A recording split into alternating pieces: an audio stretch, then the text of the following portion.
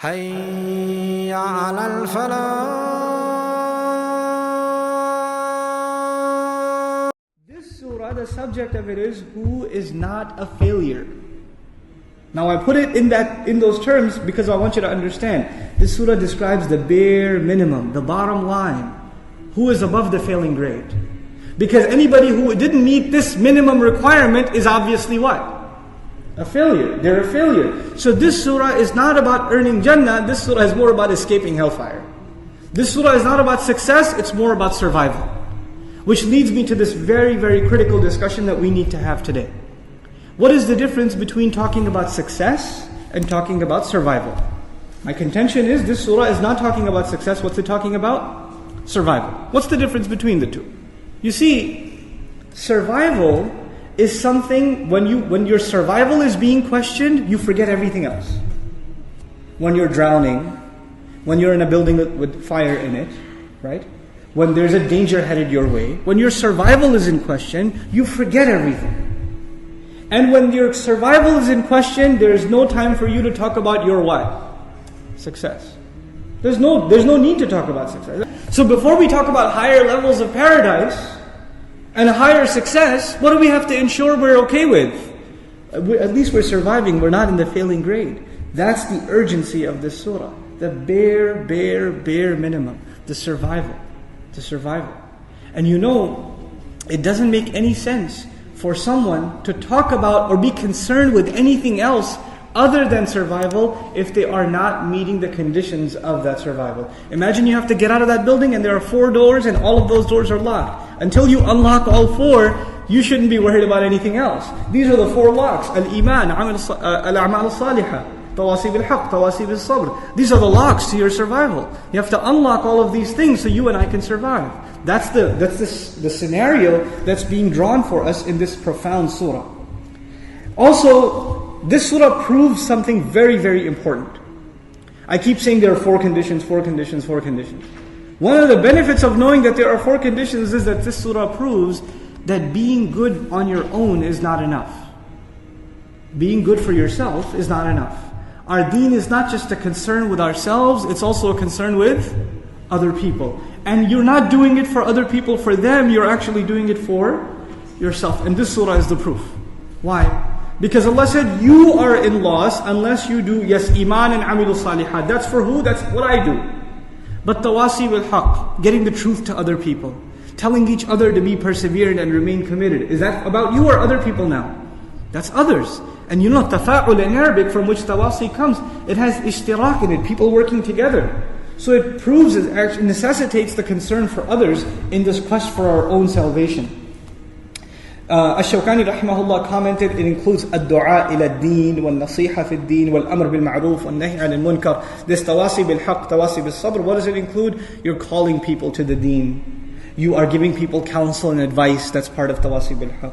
You're enjoining and you're commanding to the good, you're forbidding and standing up against evil. This is all part of surviving yourself. You can't just be a Muslim in your own little circle and not be concerned with the evils and the problems outside. You have to take them on and at least speak out against them. First of all, let's talk about the word khasara. Khasara means a loss above a pre-existing loss. There's already loss and you're adding to that loss, that is called khasara.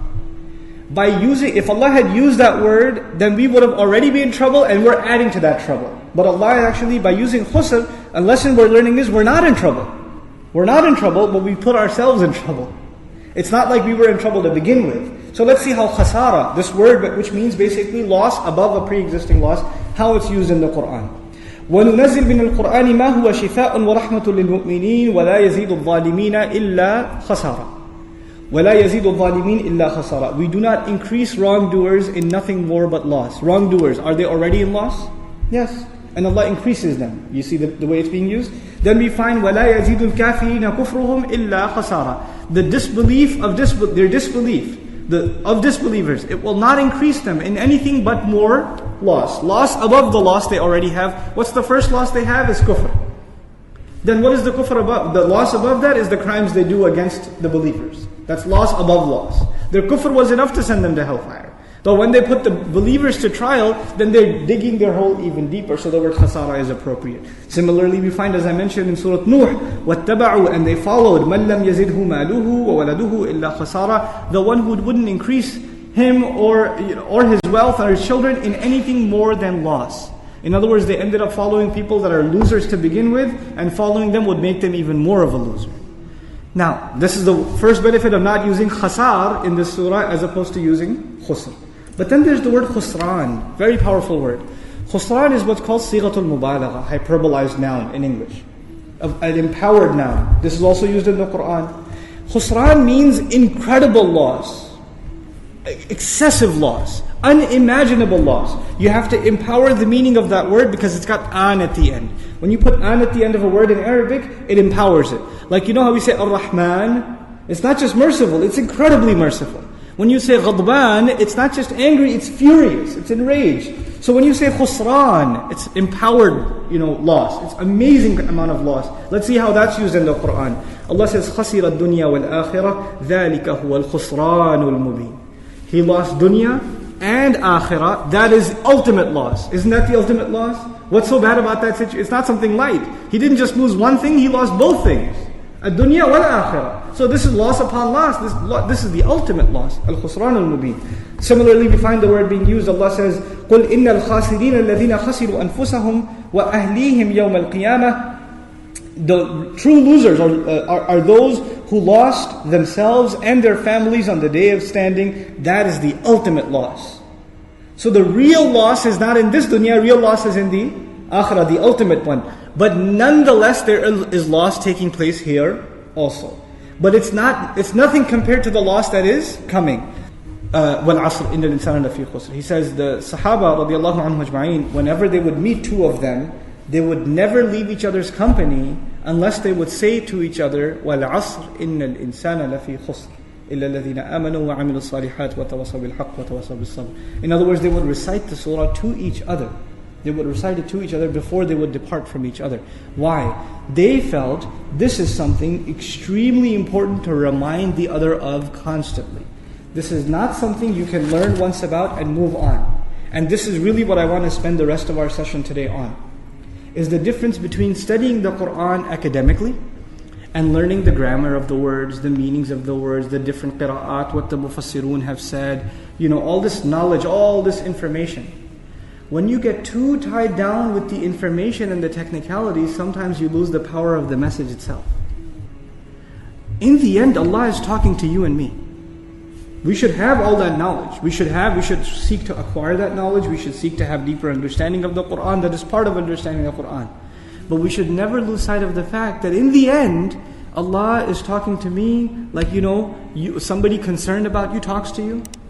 And somebody concerned about you gives you advice. Allah is giving you advice. And Allah is not talking about anybody else. He's talking about you and me. فِيهِ ذِكْرُكُمْ. In it is your mention. Allah is talking about you. He's not talking about anyone else. When you keep this in mind, we learn something about this surah. Talking about it is very easy. Talking about this surah and its demands is very easy. Internalizing them is very difficult. Every single human being, in their head, they have an understanding of what it means to be successful. Every single human. Doesn't have to be Muslim. Every human being. Doesn't have to speak your own language. Every culture, every society, every man, woman, and child aspires to something that they consider success. For your kid, it may be getting a good grade. Success. For you, it may be a promotion or getting a job or making a lot more money than you do now or getting a certain car or marrying a certain person or buying a house. Whatever it may be. There's something in your head that you consider success. And there are some people you look at and you don't even have to think about it. As soon as you see them, the thought that crosses your mind is, that guy's pretty successful. That one's pretty successful. How did they become so successful? I mean, in other words, you don't have to say it. It's in your head. And let me show you a personal experiment you can conduct. You're driving down a neighborhood, a fancy neighborhood, and you see a really beautiful house. Does your eye stay on it for a couple of seconds? Just, at least a couple of seconds. You may get distracted from it. Maybe you even pull over. Whoa, that's nice. Because in your head, you're thinking, that person reached one milestone of success. Assalamu alaikum wa rahmatullah. If you enjoyed this video, please do share it with friends and family. If you want to see more videos from this series, click on the box at the top. If you want to see other videos, click on the box at the bottom. And don't forget to hit the subscribe button. Thanks.